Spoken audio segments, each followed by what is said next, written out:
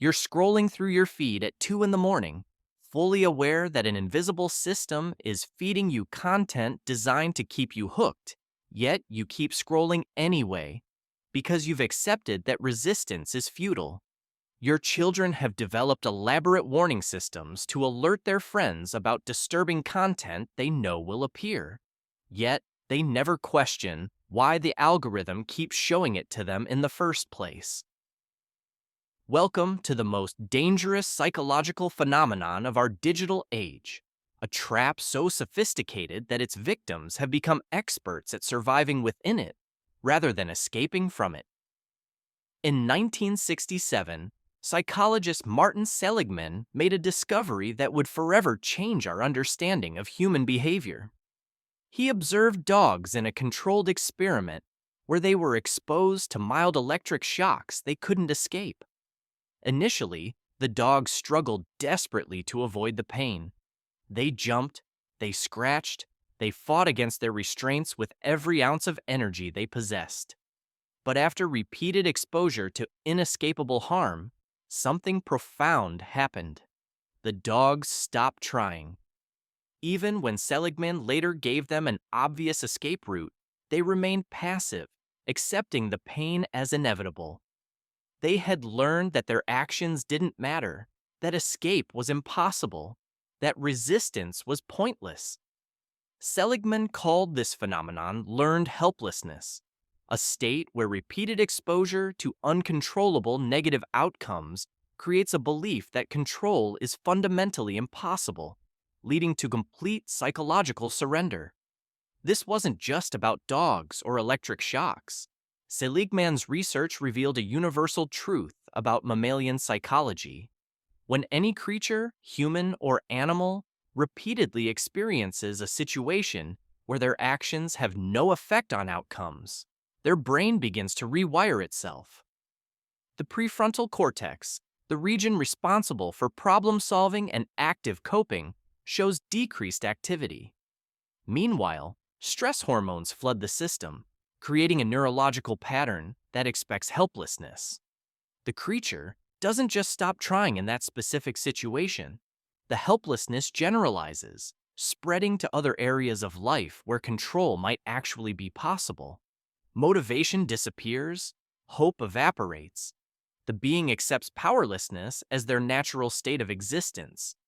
For decades, psychologists studied learned helplessness in the context of depression, trauma, and abusive relationships. They never imagined it would become the defining psychological condition of the digital age, affecting billions of people who willingly carry the source of their helplessness in their pockets every single day. Today's children are the first generation to grow up entirely within algorithmic environments. From their earliest moments of consciousness, invisible systems have been making decisions about what they see, hear, and experience. These algorithms don't just recommend content, they construct reality itself, determining which friends appear in feeds, which news stories gain visibility, which emotional experiences dominate their daily psychological landscape. And here's what makes this situation truly unprecedented. Unlike Seligman's dogs, who faced physical restraints they could see and understand, children face an invisible cage built from code and behavioral prediction models they cannot comprehend, cannot negotiate with, cannot escape. The research emerging from cognitive psychology labs and digital behavior studies reveals something deeply disturbing. Children and young adults haven't become passive victims of algorithmic control. They've become sophisticated survivors who have accepted the system as unchangeable and developed elaborate coping mechanisms to function within it. They create group chat warning systems to alert friends about disturbing content before it appears. They develop scrolling techniques designed to minimize exposure to triggering material while maintaining social connection. They perform amusement and engagement even when content disturbs them, because authentic reactions might isolate them from their peer networks. They've learned to recognize patterns in what the algorithm shows them and adjust their behavior accordingly, not to change the algorithm, but to survive it. This is learned helplessness in its purest, most insidious form. These children aren't passively accepting harm. They're actively problem solving, demonstrating intelligence, creativity, and social coordination. But all of that cognitive energy, all of that psychological effort, is devoted to adapting to a system they believe they cannot change. The acceptance runs so deep that when researchers ask children why they don't use privacy settings, report harmful content, or delete apps that cause them distress, the responses reveal complete resignation. They know the settings exist. They know reporting tools are available. But they've learned through repeated experience that these tools don't actually give them control. The algorithm continues operating according to its own logic, prioritizing engagement metrics over user well-being, optimizing for attention capture rather than psychological health. The neurological parallels to Seligman's original research are striking and terrifying. Brain imaging studies of heavy social media users show patterns remarkably similar to those found in depression and anxiety disorders. The prefrontal cortex, responsible for self-regulation and long-term planning, shows reduced activity. The amygdala, the brain's alarm system, remains in a state of chronic activation. Dopamine pathways become dysregulated, requiring increasingly intense stimulation to produce pleasure responses. The brain is literally adapting to an environment of unpredictable rewards and unavoidable stressors, creating the same neurological signature that Seligman observed in his helpless dogs. But there's an additional layer of complexity that makes digital learned helplessness even more pernicious than its traditional forms. The algorithm isn't a static environment. It's constantly learning from user behavior, adapting its strategies to maximize engagement. When a child develops a coping mechanism, the algorithm analyzes that behavior and adjusts. When users try to game the system learns from those attempts and evolves. This creates a dynamic in which any effort to assert control actually feeds the system more data, making it more effective at prediction and manipulation. The act of resistance becomes a form of cooperation. The attempt to escape tightens the cage. Recent studies from Harvard's Misinformation Review and research published in Psychology Today reveal the full scope of this crisis. Young adults with higher algorithmic literacy, those who understand how recommendation systems work, actually show less motivation to seek diverse viewpoints or correct misinformation on social media.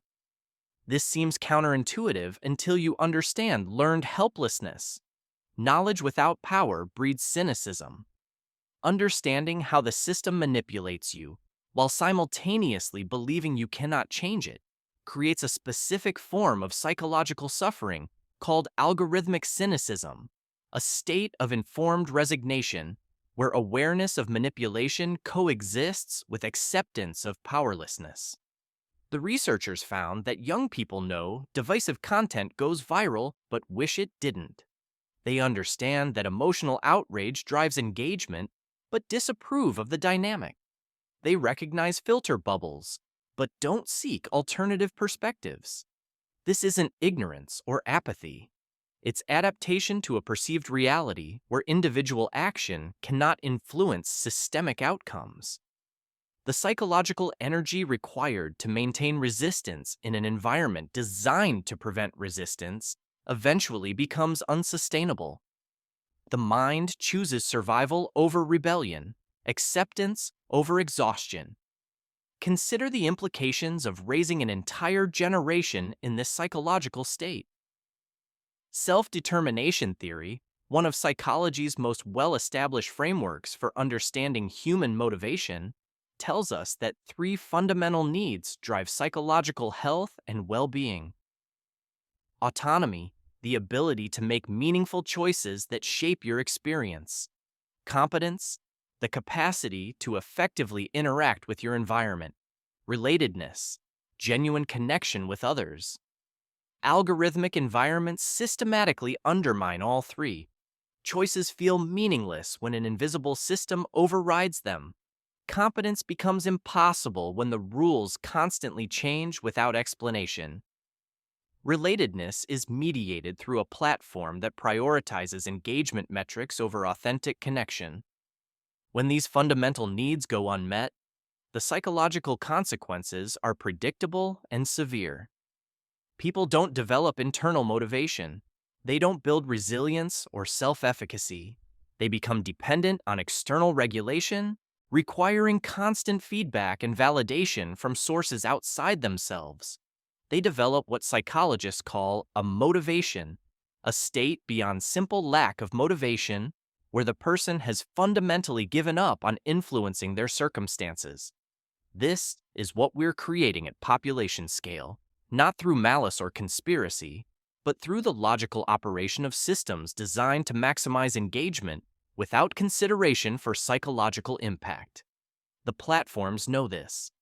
Internal research from major tech companies, revealed through whistleblowers and legal proceedings, shows they've understood the psychological harm for years. They've studied learned helplessness effects. Though they rarely use that terminology, they've documented the way users develop coping mechanisms rather than leaving platforms.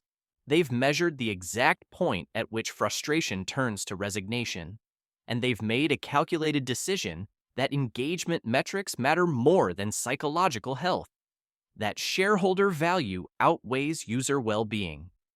This isn't about technology being inherently harmful. The issue isn't smartphones or social media in isolation. The problem is algorithmic control without accountability. Systems that operate according to optimization functions that prioritize corporate interests over human psychological needs. When every aspect of your digital experience is curated by an algorithm you cannot influence, cannot understand, cannot escape, learned helplessness is the inevitable psychological outcome. But perhaps the most disturbing aspect of digital learned helplessness is how it's normalizing passivity as a cultural value. When children grow up believing their actions cannot influence their information environment, that belief doesn't stay contained to social media. It generalizes. Research shows declining rates of civic engagement, reduced willingness to participate in collective action, increased feelings of political helplessness among young people. These aren't separate trends. They're manifestations of the same underlying psychological adaptation. A generation raised in uncontrollable algorithmic environments is learning that systems are unchangeable, that individual action is pointless, that acceptance is the only rational response to power. Yet there are cracks in the cage. Awareness itself changes the dynamic. When people understand learned helplessness as a specific psychological phenomenon with identifiable mechanisms, not a personal failing or inevitable aspect of modern life, new possibilities emerge.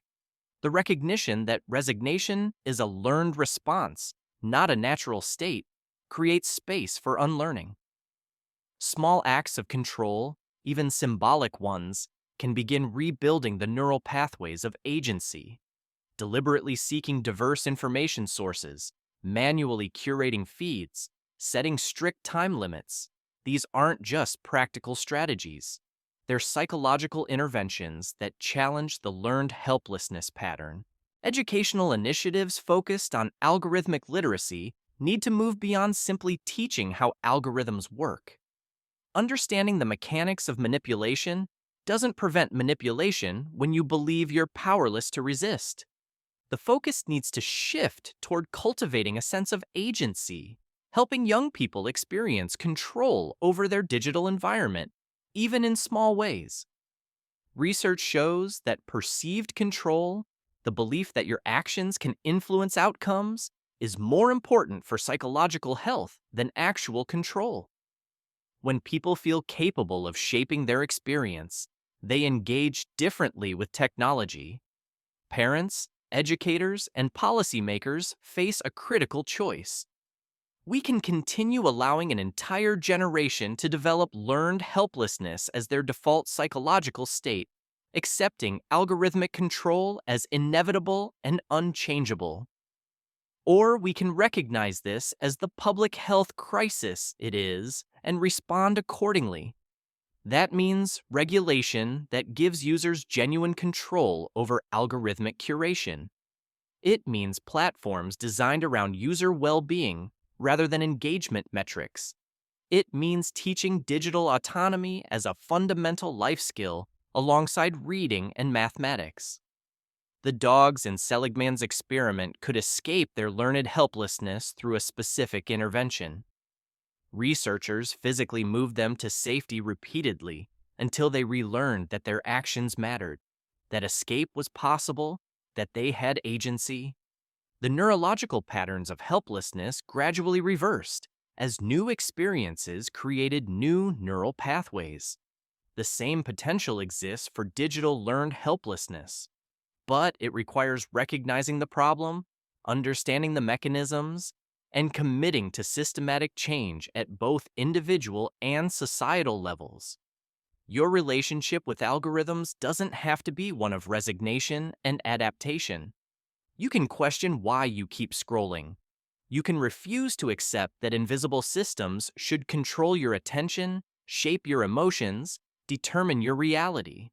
You can choose to rebuild the psychological patterns of agency that learned helplessness has eroded. The cage is real, but it's not inescapable. The first step toward freedom is recognizing you're trapped.